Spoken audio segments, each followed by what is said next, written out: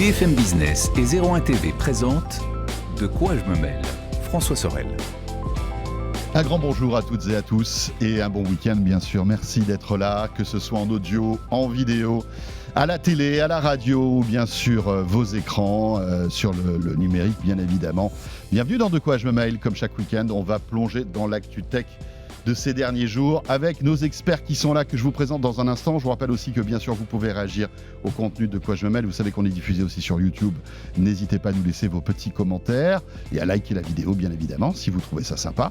Et puis bien sûr vous pouvez à tout moment nous écrire avec le hashtag DQJMM sur Twitter ou nous rejoindre sur la page Facebook. Merci d'être là et bienvenue à vous toutes et à vous tous.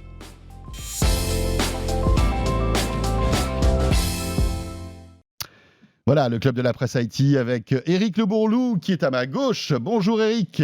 Hello. Quoique en ce moment, avec l'élection présidentielle, vous ne me plus trop parler de côté droit ou gauche. Hein, c'est pas très bon. Rédacteur en chef de zeronet.com. Merci Éric. Et donc de l'autre côté, on va dire, c'est Anthony Morel. Bonjour Anthony. Salut. Journaliste à BFM Business que vous retrouvez donc tous les matins, bien sûr sur BFM Business, à la mi-journée sur RMC. Avec Estelle Denis. Évidemment, on va revenir sur toute l'actualité. Déjà, je suis ravi de vous retrouver à tous les deux pour commenter l'actu tech. C'est toujours un vrai plaisir. Et on va s'intéresser un peu à la politique. En ce moment, c'est un peu le sujet actuel. On est en l'entre-deux tours et forcément, on peut se poser la question comment nos candidats s'intéressent à la tech sont là aussi pour promouvoir un peu leurs idées, etc. C'est un peu le fouillis, hein, on peut le dire. Hein, ça part un peu dans tous les sens. Il y a les bons, il y a les moins bons, il y a les nuls. Anthony, tu voulais nous parler de ça parce que, évidemment, c'est un sujet que tu as évoqué un peu sur les différentes antennes à la fois de BFM Business et de RMC.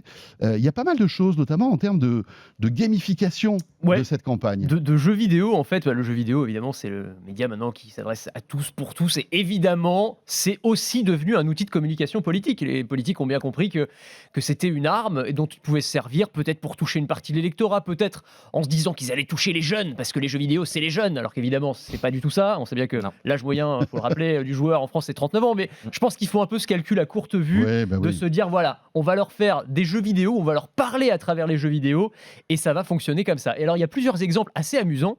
Le premier, c'est Emmanuel Macron, qui a lancé son propre serveur dans Minecraft. Enfin, c'est pas lui, hein, c'est ses équipes, évidemment. Puis je le vois mal programmer la nuit. Peut-être, je sais peut-être un procès d'intention, et peut-être qu'il passe ses heures perdues. J'espère pas trop quand même. Ouais, il a peut-être autre chose à faire dans la vie, peut-être. C'est vrai. Cela dit, il dort très peu, paraît-il. Alors voilà, peut-être qu'il joue à Minecraft ou qu'il programme du Minecraft. On n'en sait rien. En tout cas, sur ce serveur, on se retrouve. Alors c'est assez étonnant. Hein, donc en gros, on va se retrouver dans dans Macron World, quoi. C'est-à-dire que vous avez son siège de campagne, vous avez une salle de meeting donc reproduite à base de briques, de pixels. Minecraft, tout le monde connaît, c'est l'un des jeux les plus populaires en ligne au monde, c'est un grand Lego virtuel. Et donc on se retrouve dans ce monde qui est très bien fait, très bien réalisé. Je crois que Eric, tu l'as visité, moi aussi. Oui, je l'ai visité. C'est plutôt pas mal foutu. Alors si vous êtes avec nous en vidéo, vous voyez des images, c'est vrai que c'est très joli, hein. Alors après, le problème, c'est qu'on s'ennuie très vite. Alors, on peut le dire. Très sympa, c'est-à-dire que tu te balades, tu vas discuter. Alors il y a des PNJ qui viennent discuter avec toi, ils viennent te vanter les mérites du programme d'Emmanuel Macron, etc. L'effet de surprise est assez sympathique et on comprend bien la logique sous-jacente qui est effectivement de toucher un public probablement plus jeune. Après, une fois l'effet de surprise passé, on revient assez vite à autre chose et on se... Enfin, je sais pas, Eric, peut-être tu y passes tes journées. Non, j'y ai pas passé mes journées, mais je suis allé voir effectivement pour voir comment ça tournait. Alors effectivement, c'est très bien fait, comme tu le disais. Le truc, c'est qu'effectivement, il y a des PNJ qui sont tout à fait statiques, qui donnent qui expliquent les mesures de façon un petit peu trop, à mon sens, très, à la politique à l'ancienne, on va dire. Et puis surtout, il y a personne. C'est-à-dire que vous arrivez là-bas, vous avez l'impression d'arriver dans un désert, en fait. Donc, je sais pas si alors qu'on pourrait s'imaginer, beaucoup de gens, des militants, etc. Ouais. En fait, quand j'y suis allé 2 ou 3 fois. Effectivement, il y avait pas grand monde dans les rues de cette petite ville reconstituée. Donc c'est vrai que c'est un peu tristoun finalement. Voilà. C'est vrai. Mais c'est marrant parce que c'est un exemple parmi d'autres. Là, c'est comment on s'empare d'un jeu qui existe déjà, mais au-delà de ça, il y a plusieurs candidats, ou encore une fois leurs équipes, qui ont carrément conçu des jeux autour d'un candidat. Juste une chose, Anthony, il n'y a que Emmanuel Macron sur Minecraft. Alors, les ouais. autres À candidats ma ne se sont pas aventurés là-dessus. À ma connaissance, oui. non. C'est le D'accord. seul à l'avoir fait. Ok. Je me souviens, alors en termes d'exploitation d'un jeu vidéo, c'était pendant l'élection américaine, je ne sais pas si vous vous souvenez, il y avait Joe Biden qui avait fait campagne sur Animal Crossing, qui est un des jeux les plus Exact. populaires sur Switch, et donc on pouvait aller, pareil, dans le siège de campagne, Mhm. il y avait des petits goodies au nom de Biden, etc. Et alors, l'autre cas d'usage, j'allais dire, ce sont les candidats qui vont créer carrément un jeu vidéo autour de leur personnalité. Le pionnier en la matière, ça a été Jean-Luc Mélenchon. En 2017, alors je ne sais pas si tu te souviens, on en avait pas mal parlé de ce jeu à l'époque qui s'appelait Fiscal Combat. C'est génial. Enfin, franchement, indépendamment de ce qu'on peut penser de Oui, Mélenchon, oui, vraiment, oui. on sort de ça. Non, bien sûr. Mais le jeu était vraiment pas mal, donc basé sur Mortal Kombat en termes de nom, évidemment, petit clin d'œil. Et en fait, dans ce jeu, on incarnait un Jean-Luc Mélenchon en pixel qui se baladait dans les rues, il croisait des banquiers, des méchants riches, en gros, et il les secouait, il y avait des billets qui sortaient de leur poche. Et le but, c'était de rembourser la dette publique, je sais plus, enfin, il y avait un truc comme ça. Ouais, mais c'est sympa. C'était malin, c'était Ouais. très malin. Et là, cette année, Là, il faut saluer quand même tous les conseillers de Exactement. Mélenchon qui ont fait du bon travail. son quoi. Discord notamment qui est assez actif et alors cette année, alors pour le coup c'est un peu moins bien, ils ont ressorti un autre jeu qui pour le coup fonctionnait beaucoup moins bien, qui était un jeu de stratégie mais on n'y comprenait pas grand chose, c'était beaucoup moins identifiable immédiatement que Fiscal Combat. Ils ont retenté l'expérience, ça fonctionnait moins bien.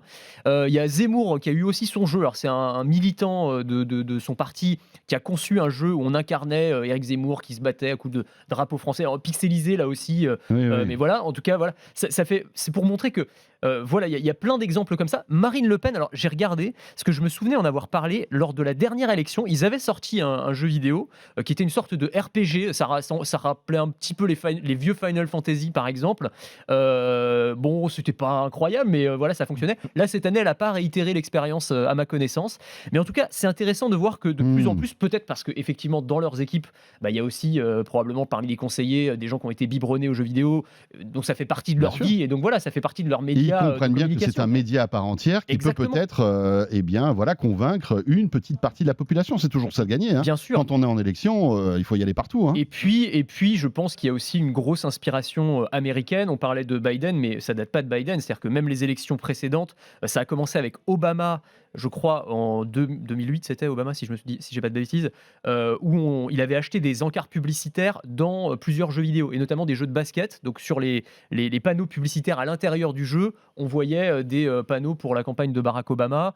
Hillary Clinton, à l'époque, et c'est vraiment les démocrates qui, pour le coup, Ouais, se c'est sont emparés de plus- ce média-là, avaient fait campagne via Pokémon Go, où alors, ils avaient fait un truc très malin, c'est qu'ils envoyaient les militants pour tenter de faire du recrutement, de convaincre les gens, dans des spots où il y avait des Pokémon rares. Et comme ça, ils étaient sûrs d'alpaguer des jeunes notamment et d'essayer d'aller discuter avec eux. Donc voilà. Et il y a eu plein de jeux qui ont été basés sur Donald Trump aussi. Il y a toute la dimension aussi de ce qu'on appelle les political games, qui ne sont pas forcément conçus par des partis politiques, mais qui exploitent la vie politique. Donc il y a vraiment tout un champ qui s'est ouvert autour de la politique et du jeu vidéo.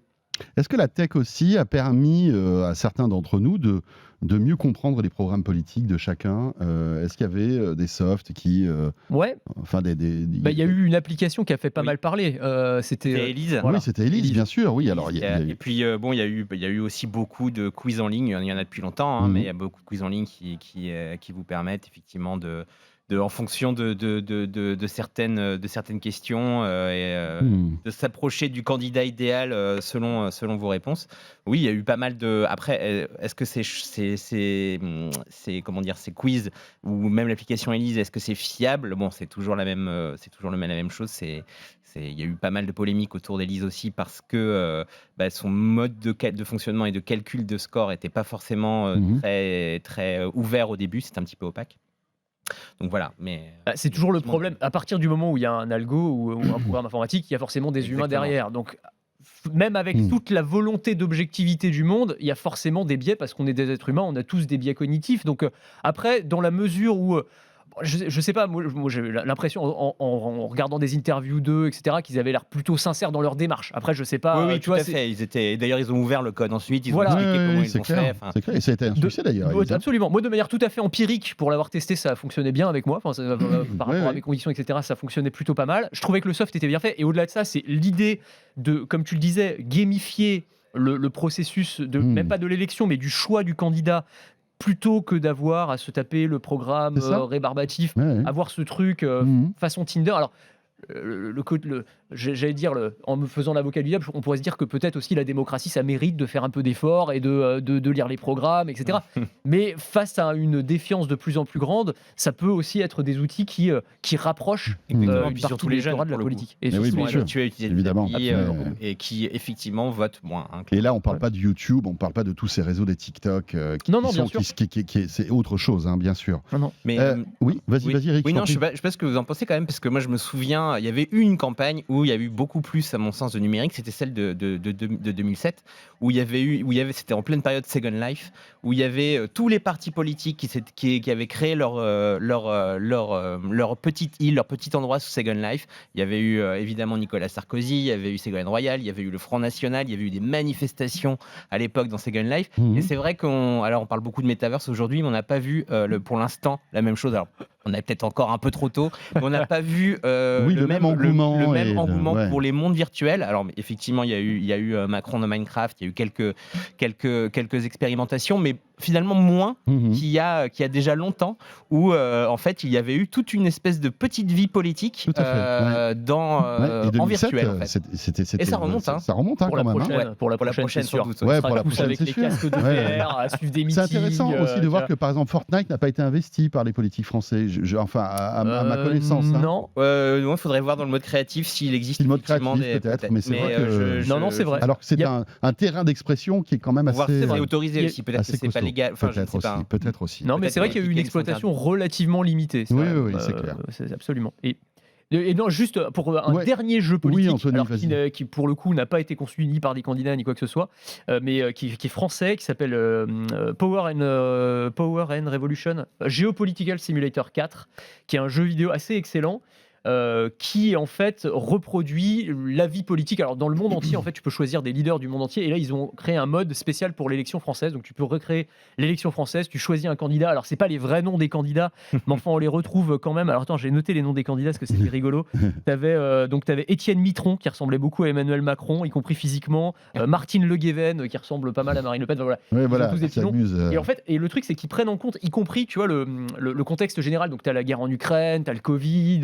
Donc, il y a tout. C'est une sorte de Sims, quoi, de SimCity à l'époque, enfin, tous les jeux de gestion comme ça.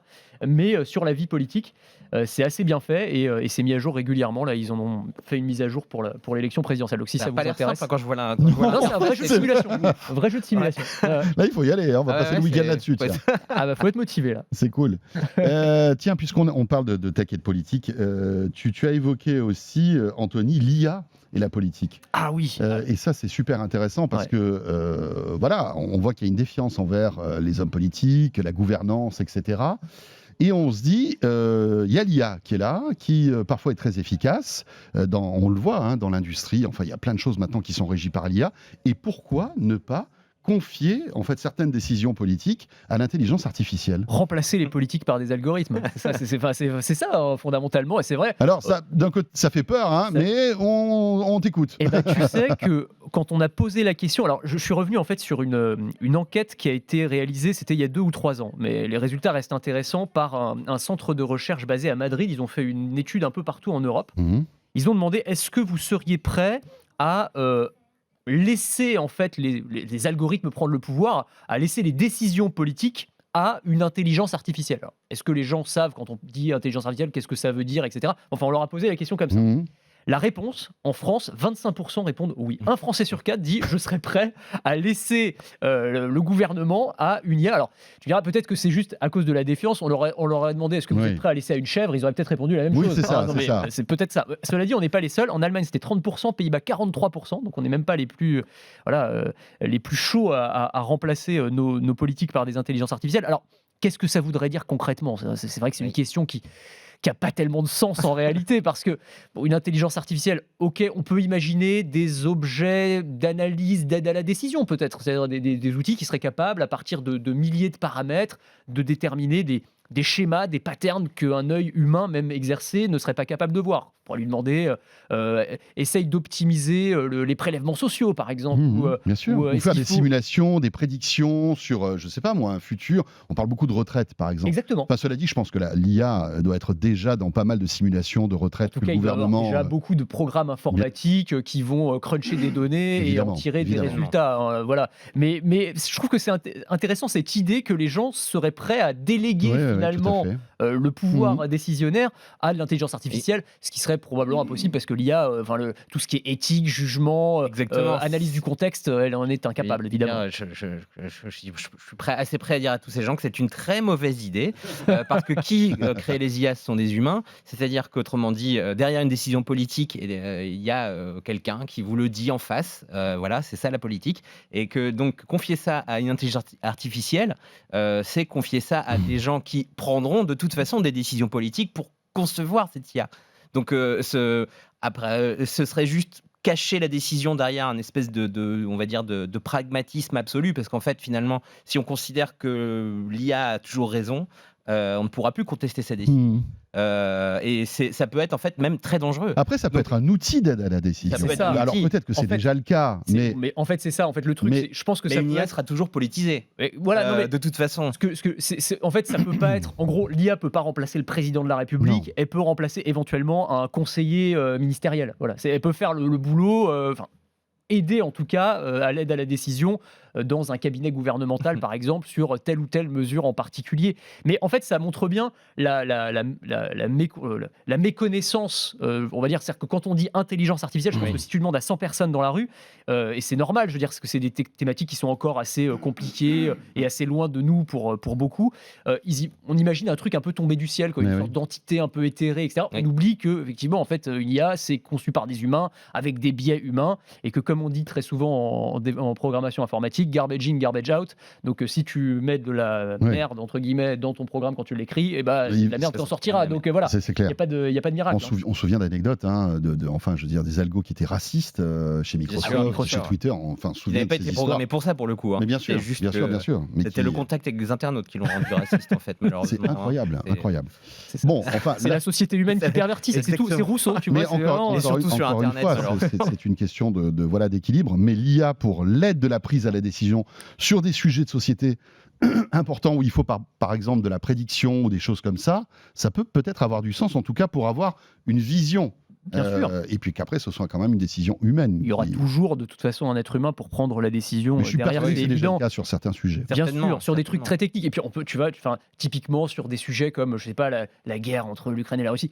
L'IA n'a pas de morale, on peut pas Non. mettre la morale, Non, mais même la l'éthique, retraite sous forme finalement, d'algorithme. c'est des pures mathématiques finalement la retraite. Oui, mais tu as une idéologie derrière, forcément. Enfin, Oui. je veux dire, si tu choisis 60, 65 ans, c'est pas la même chose. Donc, c'est. Ouais, mais donc tu peux forcément- faire plusieurs simulations à Alors, tous les c'est ça, âges. C'est ça exactement. aussi qui est intéressant. Ouais. Mais en cette fait. objectivité, elle est quand même compliquée à reproduire de manière Ouais. informatique. Ce qui est, pour la petite anecdote, au Japon, lors des dernières élections municipales, dans une ville de Tama, une ville de 150 000 habitants, eh bien, parmi les candidats figurait une intelligence artificielle. Alors, pareil, une intelligence artificielle, elle n'a pas décidé elle-même de se présenter, donc forcément, il y a des humains derrière. Mais en tout cas, il y avait un petit robot sur la fiche Quelle horreur. électorale. Ça fait Elle a fait flipper. 9% quand même. Elle n'a pas été Ah élue, oui, mais quand elle a même. fait 9%, c'est pas rien quand même. Non, c'est pas rien. Donc voilà, elle avait Déjà que son ce soit petit programme. légal, Bah ouais. ça me paraît. Bon, c'est au Japon. C'est au Japon. un petit peu C'est en au avance Japon. sur nous. Écoute. Mais voilà. Bon, Et juste pour finir oui, là-dessus, pour parce terminer. qu'on dit effectivement aide à la décision et politique, mais un parallèle qui peut être fait, c'est dans les entreprises, par exemple, il y a certaines entreprises aujourd'hui qui utilisent de l'IA. Il y a une entreprise de Hong Kong, par exemple, qui a fait pas mal parler d'elle, qui avait mis une intelligence artificielle à son conseil d'administration. C'est-à-dire qu'elle avait le même pouvoir décisionnaire d'accord. que les autres administrateurs de l'entreprise pour prendre des décisions d'investissement, par exemple, en partant du principe, et c'est l'avantage de l'intelligence artificielle, entre guillemets, c'est qu'elle prend des décisions froides, rationnelles, beaucoup moins soumises à, on va dire, au mouvement d'humeur ou à, Oui, ou à- tout à ou à- fait, ou à bien des sûr. biais Oui, tout à fait. humains. Voilà. Mais tout ça est évidemment super intéressant. Tiens, puisque il nous reste encore quelques minutes pour la première partie de quoi je me mêle et qu'on est sur ce sujet de la tech et le politique, on peut peut-être évoquer. Alors ça, c'est pas nouveau. Hein, le vote électronique.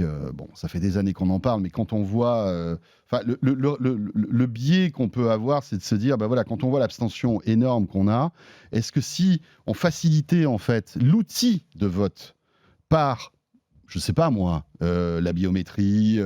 enfin quelque chose d'électronique en quelque sorte qui nous permettrait de voter à distance, à la maison, etc. en quelques secondes, est-ce qu'on aurait une représentation peut-être plus forte en fait, des Français dans cette élection? Compliqué. Je ne sais pas, mais en tout cas, c'est une question qu'on peut se poser.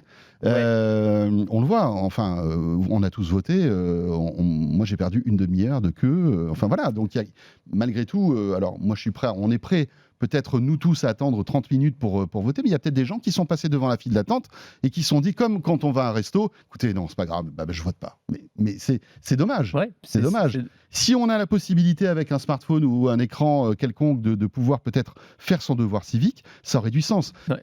On dit ça, on dit tout et on dit rien. Ça fait des années qu'on en parle et on n'arrive pas à trouver la solution. Serpent de mer technologique. Vas-y, Eric. Mais c'est c'est juste qu'effectivement, c'est un des rares actes où il est encore compliqué de dire les machines vont nous aider.